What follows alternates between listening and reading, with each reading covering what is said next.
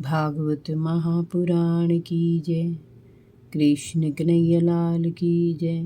राधा रानी की जय।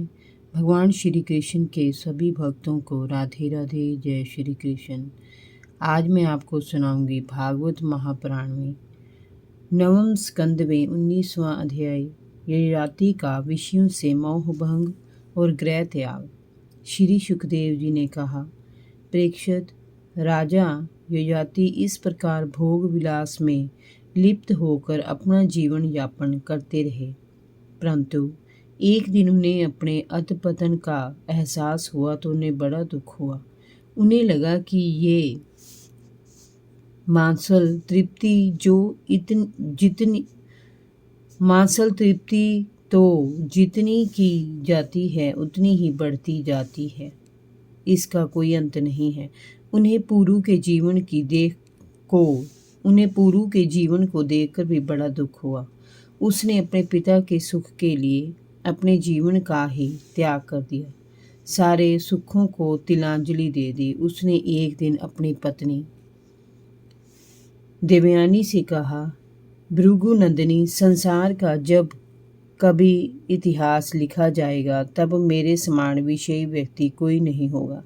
मेरी दशा तो उस बकरे जैसी है जो वन में अकेला ही अपनी प्रिय वस्तुओं की खोज में भटकता रहता था। उसने कुएं में पड़ी एक निरीह बकरी को देखा तो काम विह्वल होकर उसने धरती खोद डाली और कुएं से बकरी को बाहर निकाल लिया। वह उस बकरी के साथ विहार करने लगा। फिर दूसरी अन्य बकरियों ने उसे देखा तो वह उनके साथ भी यौन सुख बांटने लगा। उसके सिर पर तो काम वासना का भूत सवार रहता था।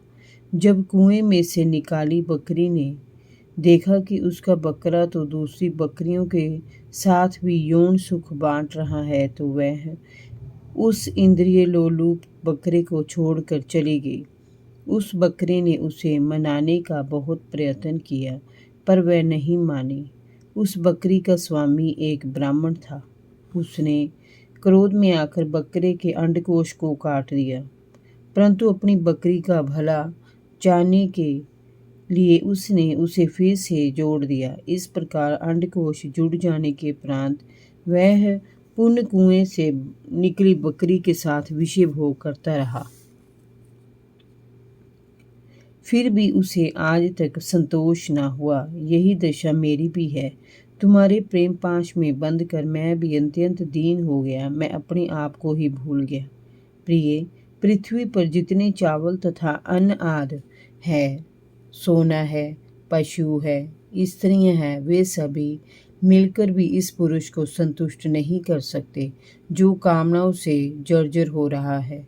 विषयों को भोगने से भोग की तृप्ति कभी पूरी नहीं होती।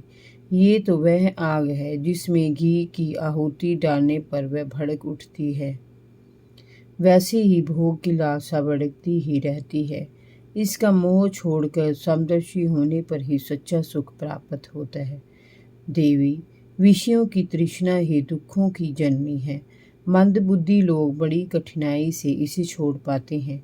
शरीर बुढ़ा हो जाता है पर तृष्णा बनी रहती है, नित्य नवीन होती जाती है। इंद्रियां इतनी शक्तिशाली हैं कि बड़े बड़े विद्वानों और संयमी व्यक्ति को भी विचलित कर देती हैं। 1000 वर्ष बीत जाने के उपरांत भी मेरी लालसा कम नहीं हुई। इसीलिए मैं अब सभी तृष्णाओं का परित्याग करके अपने मन को परमात्मा में समर्पित कर दूंगा।